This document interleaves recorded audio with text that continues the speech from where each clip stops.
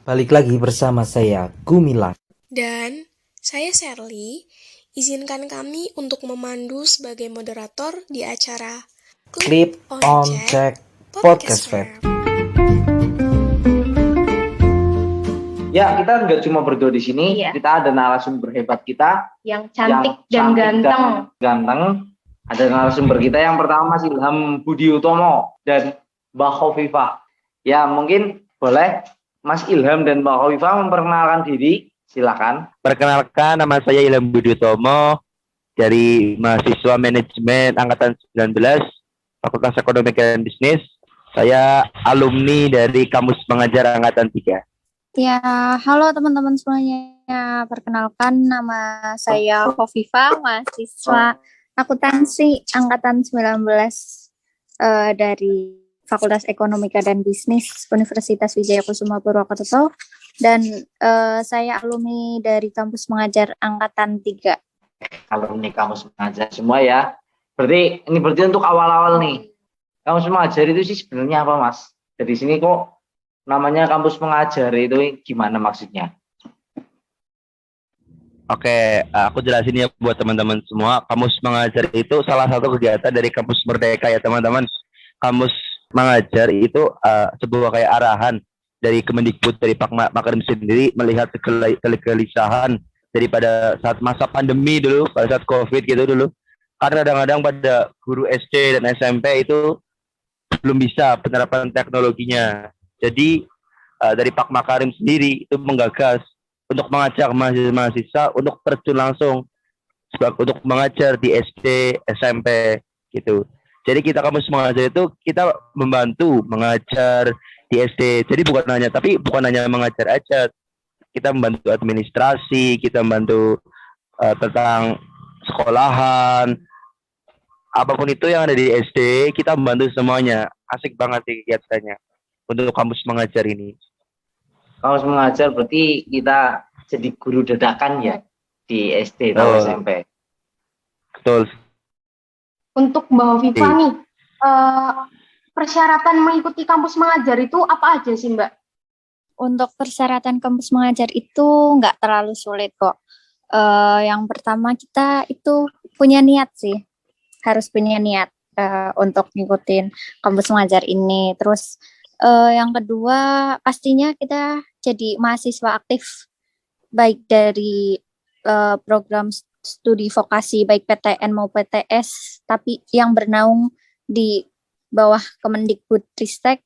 Terus yang selanjutnya ada minimal semester, yaitu minimal semester 4 dan maksimal itu semester 7 ya teman-teman. Yang selanjutnya belum pernah diterima di Kampus Mengajar Perintis atau Kampus Mengajar angkatan 1, 2 ataupun 3. Terus selanjutnya IPK, indeks prestasi kumulatifnya minimal 3 dari skala 4 ya. Yang selanjutnya itu program studinya terakreditasi ya teman-teman. Kalau untuk persyaratan umumnya itu sih, untuk yang terakhir, yang lain-lain itu ada dokumen-dokumen yang harus dipersiapkan, namun nggak terlalu sulit juga kok teman-teman. Syaratnya gampang ya? Ya, betul sekali. Ini ngomong-ngomong buat Kampus Mengajar nih ya, Mbak Khofifah sama Mas Ilham itu penempatannya di mana? Dari Mbak Khofifah dulu mungkin. Ya, kalau dari aku sendiri itu penempatan di SDN Penikel 2 Kampung Laut di Kabupaten Cilacap. Kalau dari Mas Ilham? Kalau aku sih di SD Negeri 1 Cetis ya, Kemangkon, Kecamatan Kemangkon, Kabupaten Purbalingga. Purbalingga sama Cilacap ya. Nah, otomatis kan di SD Mas Ilham sama Mbak Khofifah itu kan beda-beda ya. Daerahnya ya beda, terus budayanya beda. Kegiatannya itu apa aja sih di SD-nya Mas Ilham sama Mbak Khofifah? Mungkin dari Mbak Khofifah dulu. Ya, baik.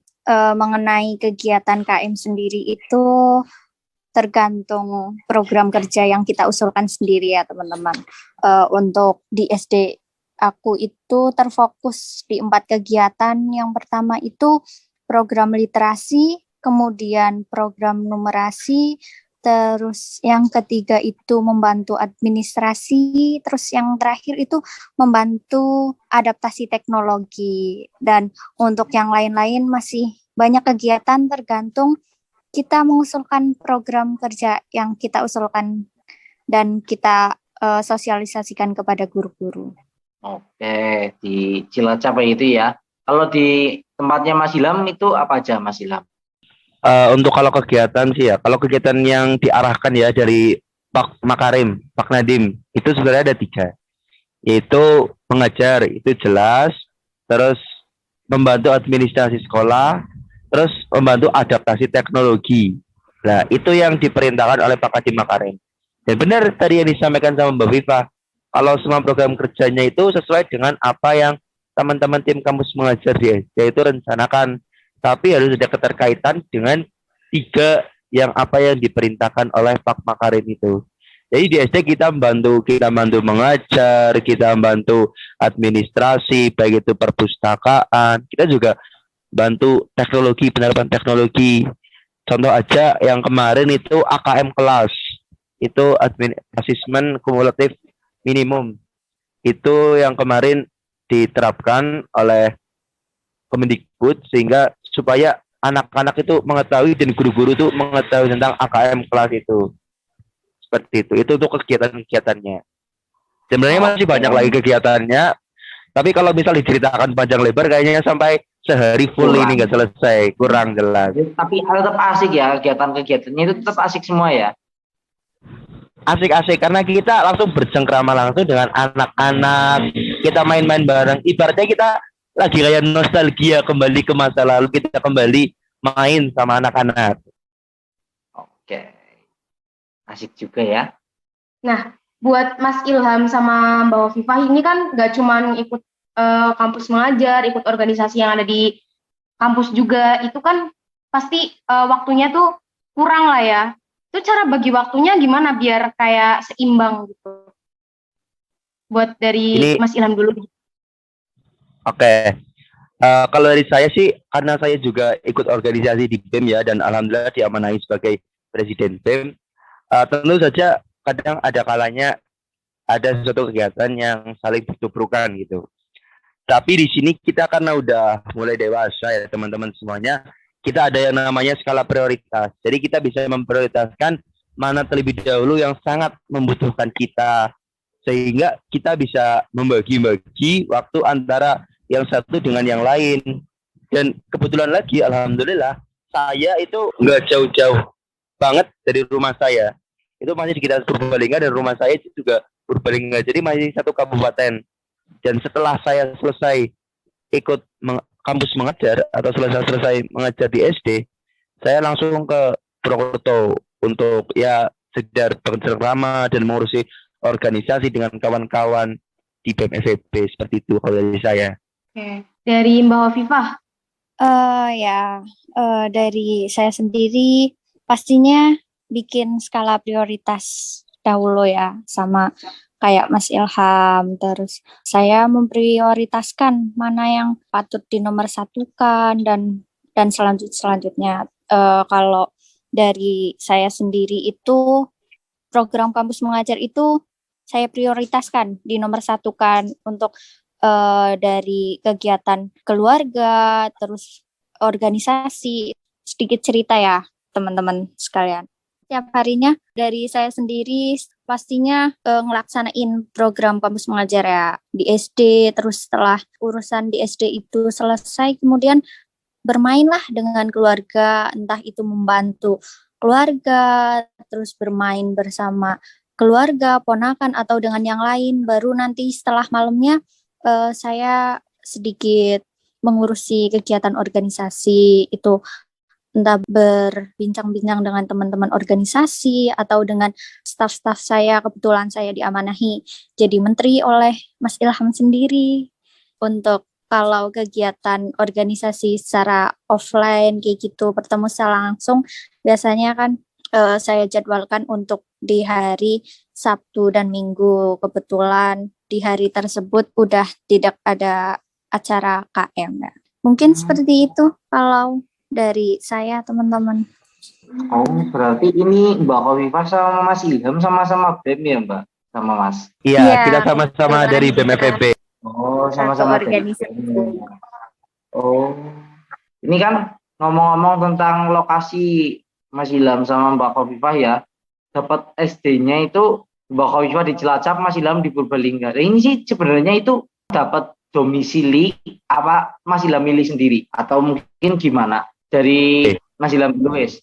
Kalau dari saya sih itu domisili ya, tapi kadang ada juga yang teman-teman apa dari misal dari teman-teman Purwokerto ditempatkan di Bengkulu gitu. Itu ada. Itu sebenarnya tergantung dari pusat dari Kemendikbudnya sendiri untuk mengatur di mana tempatnya. Tapi dilalah saya dapatnya sesuai dengan domisili. Tapi untuk yang misal beda-beda, misal dari Purwokerto ke Bangka atau gimana itu hanya sebagian kecil sih sebenarnya, enggak semuanya. Itu mungkin karena ada kesalahan, tapi misal kita udah memilih sesuai dengan domisili, kita pasti dapatnya yang sesuai dengan domisili kita. Enggak akan jauh-jauh pakai sampai luar Jawa itu enggak. Oke. Kalau dari Mbak Khofifah, gimana Mbak Khofifah? Ya, kebetulan saya penempatan di Cilacap, rumah saya juga di Cilacap, ya cukup dekat teman-teman. Kalau domisili ini, ya kita penempatan juga tergantung kita memilih domisili yang kita pilih di awal kita mendaftar ya. Ada beberapa juga teman saya yang kita misal pilih domisili Purwokerto atau Banyumas, ada yang ditempatin di luar Jawa atau yang di luar Jawa bisa masuk ke Jawa kayak gitu. Tapi dari pusatnya sendiri mengusahakan untuk dapat satu domisili. Jika nantinya teman-teman itu dapat di luar domisili, itu memang karena yang di domisili yang kalian pilih memang sudah terpenuhi semua dan memang yang di luar domisili itu masih banyak yang dibutuhkan. Jadi teman-teman terpaksa untuk dialihkan. Tapi untuk program kampus mengajar ini yang angkatan 4 dari pusat sendiri mengusahakan untuk teman-teman semua ditempatin di domisili yang teman-teman pilih. Baik, buat Mbak Wifa sama Mas Ilham nih, kalau dari jarak SD yang ditempatin sama dari rumahnya itu, kalau misalkan lumayan jauh itu ngekos atau gimana nih kesananya? Ya, kalau dari saya sendiri ya, saya itu laju dari rumah. Soalnya jaraknya juga cukup dekat, terus masih bisa terjangkau lah. Kalau saya dari rumah itu sekitar 40 menit itu udah nyampe SD-nya. Lumayan juga itu ya. Kalau dari Mas Ilham gimana Mas Ilham? Kalau dari saya hampir sama sebenarnya. Saya juga laju ya dari rumah saya ke SD Negeri 1 Jogja itu cuma berjarak 35 menitan lah. Jadi saya nggak ngekos, saya laju dari rumah ke SD gitu. Hemat juga ya. Waktu kampus mengajar nih ya Mbak sama Mas Ilham kan mesti jelas lah ya ada interaksi dengan guru-guru di sana ya, otomatis ya guru-guru di sana, terus sama pegawai kebersihan, tata usaha, otomatis di sana kan ada gap umur antara muda dan tua itu loh. Itu rasanya awkward nggak sih? Apa namanya kayak rikuh apa enggak sih gitu loh. Terus perasaan itu tuh gimana cara Mas Ilham sama Mbak Khofifah itu ngatasin masalah itu, karena kan itu kan jelas inilah ya problematika sosial jelas ada walaupun itu cuma di awal. Mungkin dari Mbak Khofifah dulu bisa menjelaskan. Ya, kalau saat interaksi dengan guru pastinya adalah perasaan awkward, terus canggung, terus malu, karena ya ada beberapa faktor penyebabnya ya. Yang pertama ya mungkin karena kita baru kenal, terus baru ketemu juga, terus kemudian di penempatan saya ya itu kebanyakan guru-gurunya itu laki-laki, yang perempuan itu satu, jadi ya mungkin rada gimana gitu kalau perempuan terus berinteraksi dengan laki-laki, dan pastinya guru-guru di sana juga sudah menikah, pasti ada gap sedikit lah. Terus kemudian ada rasa canggung karena ada gap antara kita yang muda sama yang tua kayak gitu. Kalau dari aku sendiri.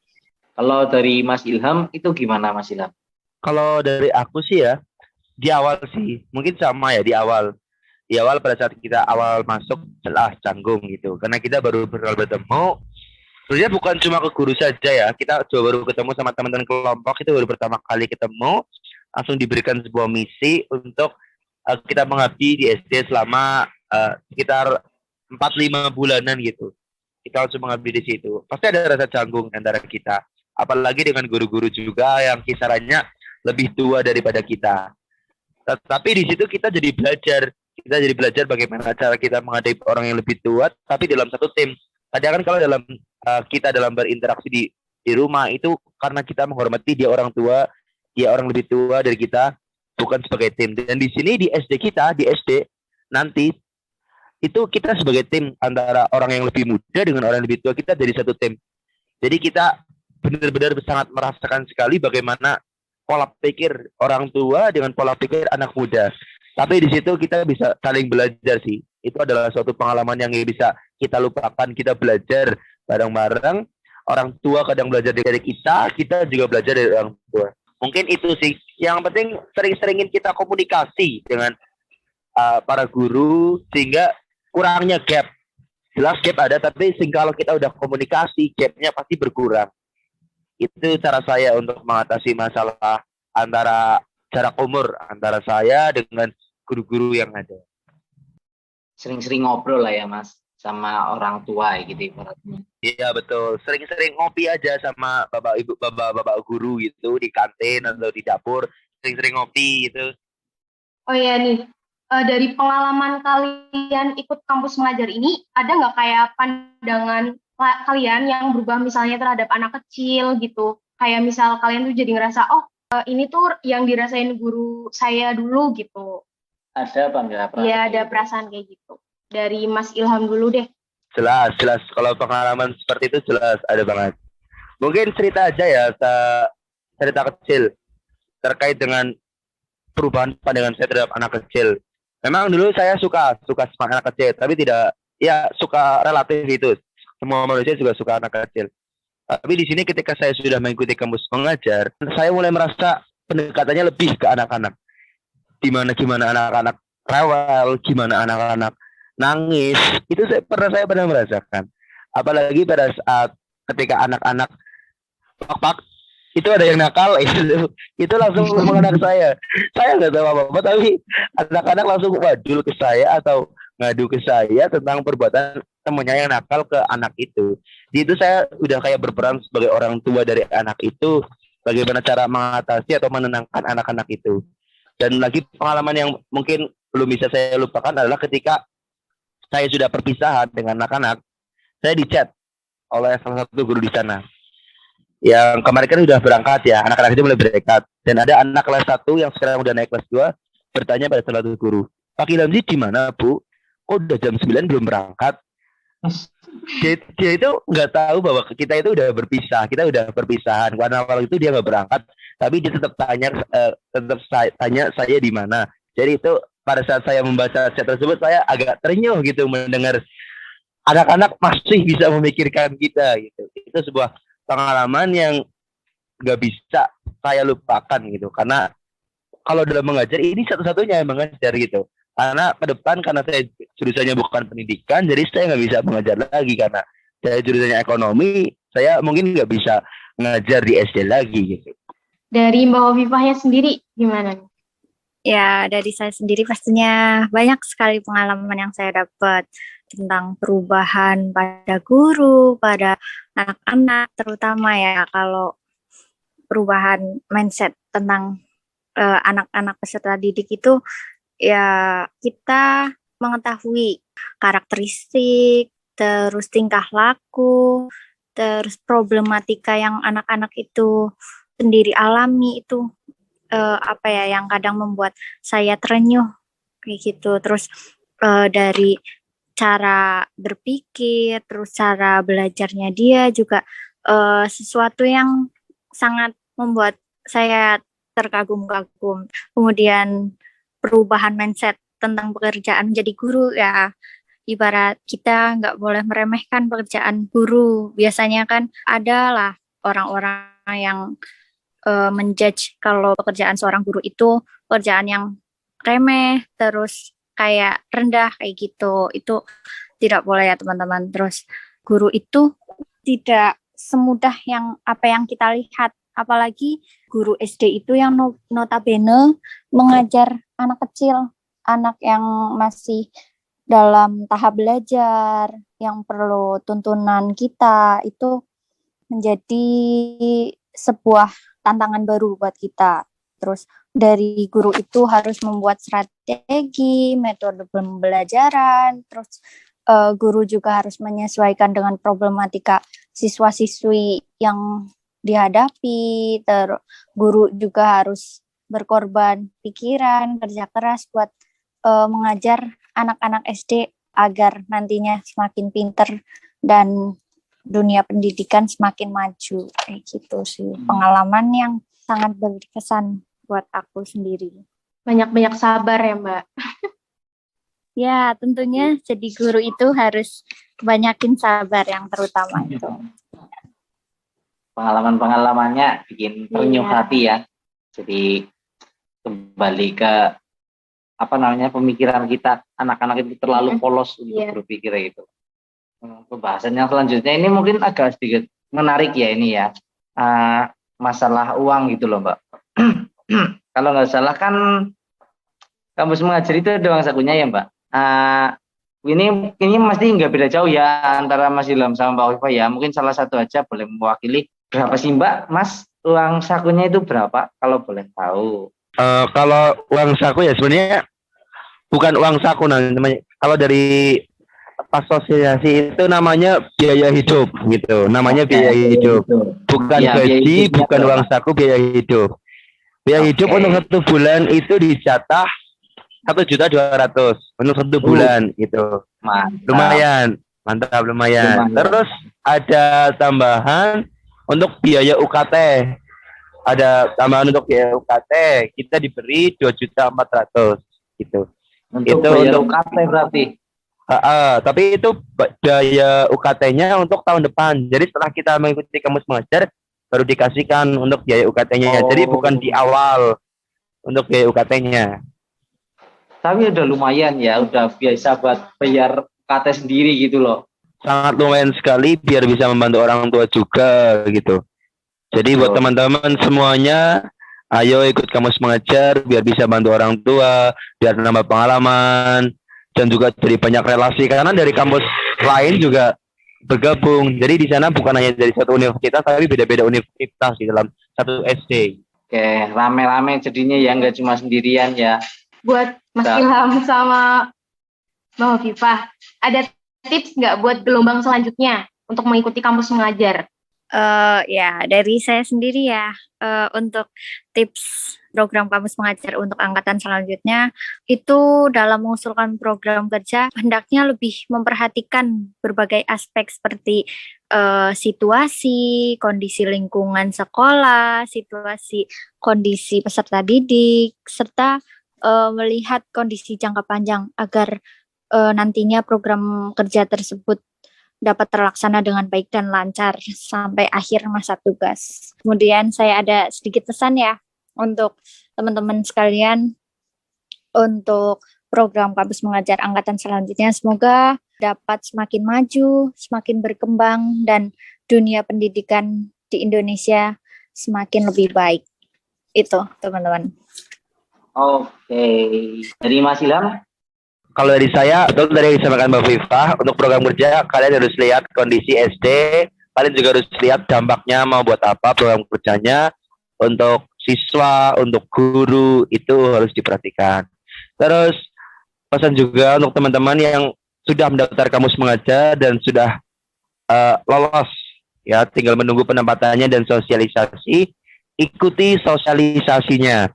Karena hanya banyak informasi penting yang akan disosialisasikan oleh panitia kampus mengajar. Baik itu cara pengajarannya, baik itu tentang biaya hidupnya, tentang apapun itu. Dan juga jangan dilihat dari uangnya, tapi kita lihat dari nanti kita pengabdian, kita mengabdi di SD, seperti itu. Mungkin itu apa pesannya dari saya. Oke, terima kasih buat Mbak Khofifah sama Mas Ilham atas waktu yang telah disempatkan. Ini pasti sangat bermanfaat banget ya buat generasi-generasi kita yang mau mendaftar kampus mengajar. Ini berarti udah kampus mengajar 4 ya tahun ini ya, buat periode ini. Ya, terima kasih buat Mas Ilham sama Mbak Khofifah, dan juga mohon maaf apabila dari moderator ini kurang dalam pembawaan ataupun kurang dalam hal perkataan dan ada tutur kata yang kurang berkenan. Dan terima kasih pula kepada para pendengar yang sudah mendengarkan sesi podcast ini sampai selesai. Dari moderator undur diri. Terima kasih dan see you next time. See you guys.